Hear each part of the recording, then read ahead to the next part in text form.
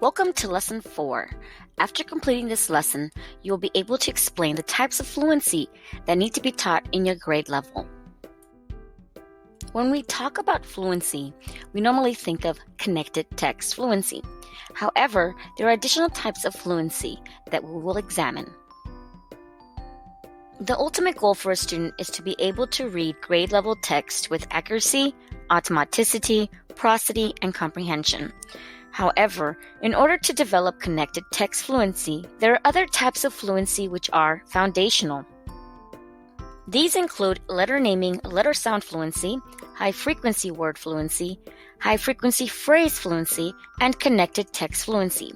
We are going to look at some specific activities teachers can use to build these skills. In the National Research Council's book, Preventing Reading Difficulties in Young Children, predictors of early reading are discussed. The findings showed that just measuring how many letters a kindergartner is able to name when shown letters in a random order appears to be nearly as successful at predicting future reading as is an entire readiness test. By the beginning of first grade, students should be able to fluently name each letter of the alphabet, both capital and lowercase, in order and out of order. Students should take no more than 3 seconds to name any letter. Charts such as these can help give daily practice to naming letters and sounds. These handouts can be found in the resources page. Moreover, the Florida Center for Reading Research website contains several activities appropriate for early elementary grades for letter naming sound fluency. The website address is also included in the resources page. Recent studies on reading indicate that a limited amount of word reading practice, whether in the form of flashcards, word banks, or word walls, can have a beneficial effect on students' word recognition skills.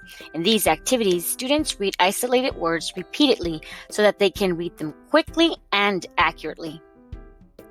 Fry developed a list of 300 words that make up 2/3 of all the words students will encounter in their elementary school reading. The FCRR website listed in the resources page also lists high-frequency words students should know by the end of 3rd grade. These lists and corresponding activities are available for download. Learning words in isolation can be beneficial, but teachers should be cautious that students do not come to believe that reading is only about word identification. Practicing only isolated words could lead to word-by-word reading, which may interfere with fluency.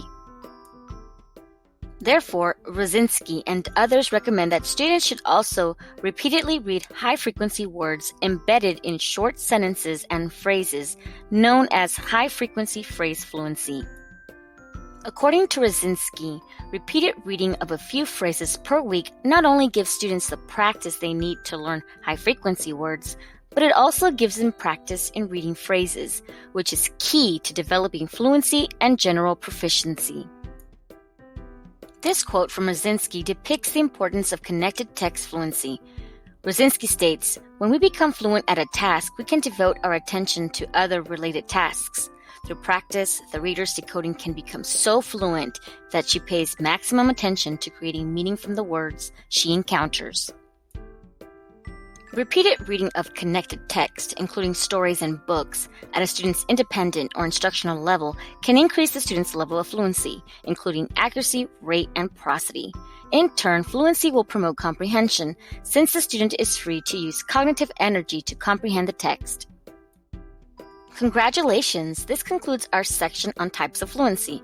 In Lesson 5, you will learn fluency strategies. You will also explain how to use a fluency strategy in your classroom to support the development of fluency. See you next time.